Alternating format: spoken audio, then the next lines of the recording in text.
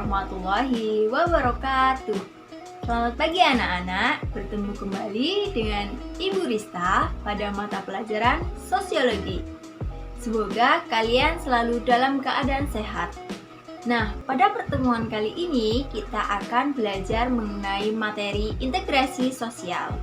Setelah kalian memahami mengenai berbagai materi terkait konflik, pada kesempatan kali ini kita akan membahas mengenai upaya pemecahan permasalahan konflik. Kalian masih ingat kan apa sih itu konflik dan kekerasan? Menurut kalian, upaya apa yang dapat memecahkan suatu masalah terkait konflik dan kekerasan yang terjadi di dalam masyarakat itu? Jawabannya ialah integrasi sosial. Jadi, dengan terciptanya integrasi sosial di dalam masyarakat dapat meminimalisir suatu konflik. Kata sosial itu merujuk bahwa proses integrasi bukan hanya ditujukan kepada individu saja, namun pada kelompok maupun masyarakat secara luas. Kemudian, integrasi sosial itu apa sih? Integrasi merupakan penyatuan atau penyesuaian. Secara umum, integrasi sosial merupakan suatu proses penyatuan antar unsur-unsur yang berbeda di dalam masyarakat. Unsur-unsur tersebut di antara lain perbedaan kedudukan sosial, ras, etnik, agama, bahasa, sistem nilai, dan norma. Sehingga apabila unsur-unsur tersebut tercipta menjadi suatu kesatuan yang utuh, maka proses integrasi dapat diciptakan dan masyarakat dapat terintegrasi dengan baik.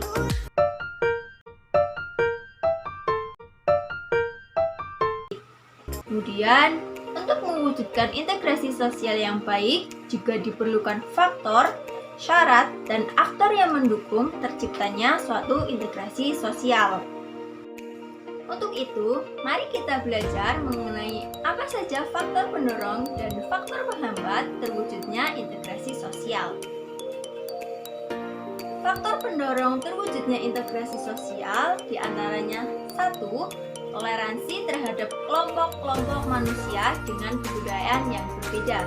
Toleransi yang terjadi secara tak langsung dapat mendorong komunikasi efektif antar kebudayaan yang berbeda, sehingga integrasi dapat terwujud di antara keduanya.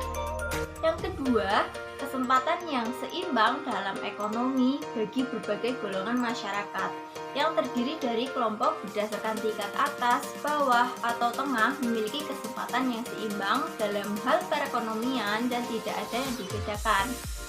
Yang ketiga, sikap saling menghargai orang lain dengan kebudayaannya. Tiap anggota masyarakat menjadi pendukung antar kebudayaan satu sama yang lain, sehingga integrasi mudah diwujudkan. Yang keempat, sikap saling terbuka dari golongan yang berkuasa dalam masyarakat. Penguasa yang ada di suatu masyarakat, baik itu pemerintah, polisi, kepala desa, maupun yang lainnya, dapat menjadi faktor mewujudkan integrasi tersebut dengan memberikan kesempatan dan hak yang sama bagi tiap golongan. Yang kelima adalah persamaan dalam unsur-unsur kebudayaan. Hal itu akan mendekatkan tiap anggota masyarakat, sehingga menghilangkan berbagai prasangka yang mungkin muncul di antara pendukung suatu kebudayaan. Yang keenam adalah perkawinan campuran, atau bisa disebut dengan amalgamasi. Melalui pernikahan ini dapat menciptakan integrasi melalui penyatuan dari kedua keluarga dan kebudayaan yang berbeda di dalam masyarakat.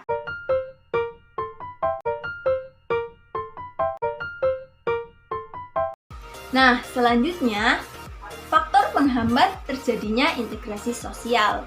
Yang pertama, adanya sikap individu atau kelompok yang masih sangat tradisional.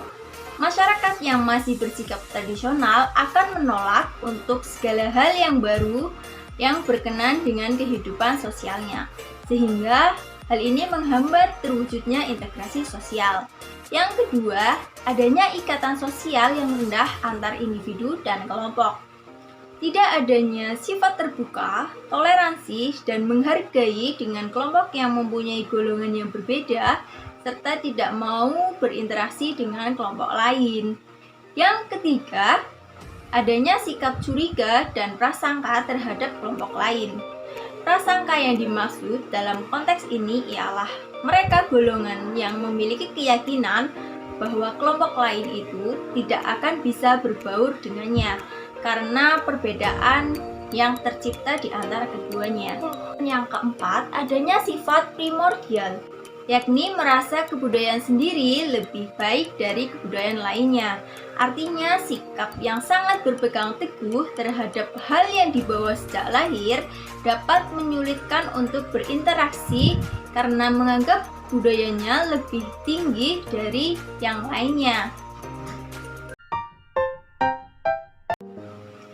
Nah, selanjutnya ada syarat terbentuknya integrasi sosial menurut pendapat William dan Mayer yang mengatakan ada 3 poin yang menjadikan syarat terjadinya integrasi sosial.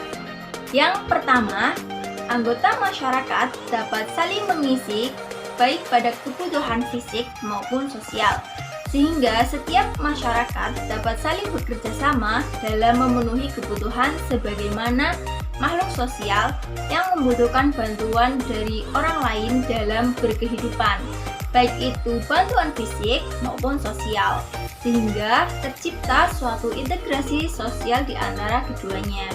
Kemudian yang kedua, masyarakat berhasil menciptakan kesepakatan nilai dan norma. Nilai dan norma itu diciptakan dan disepakati oleh bersama. Contoh, bangsa Indonesia sepakat bahwa nilai dan norma yang menjadi penyatu bagi negara Indonesia itu seperti Pancasila sebagai ideologi bangsa dan Bhinneka Tunggal Ika sebagai penyatuan masyarakat Indonesia. Yang ketiga, norma dan nilai yang berlaku cukup lama tidak mudah berubah. Artinya, nilai dan norma ini menjadi hal yang bersifat paten atau mutlak. Jadi, nilai dan norma yang sudah diciptakan dan disepakati bersama itu kemudian dijalankan oleh anggota masyarakat itu sendiri yang memiliki sifat harus tetap sehingga dapat diyakini oleh setiap masyarakat. Nah, oke anak-anak semua, kita cukupkan untuk materi kali ini ya. Semoga kalian dapat memahami materinya dengan baik. Sampai berjumpa di pertemuan selanjutnya. Wassalamualaikum warahmatullahi wabarakatuh.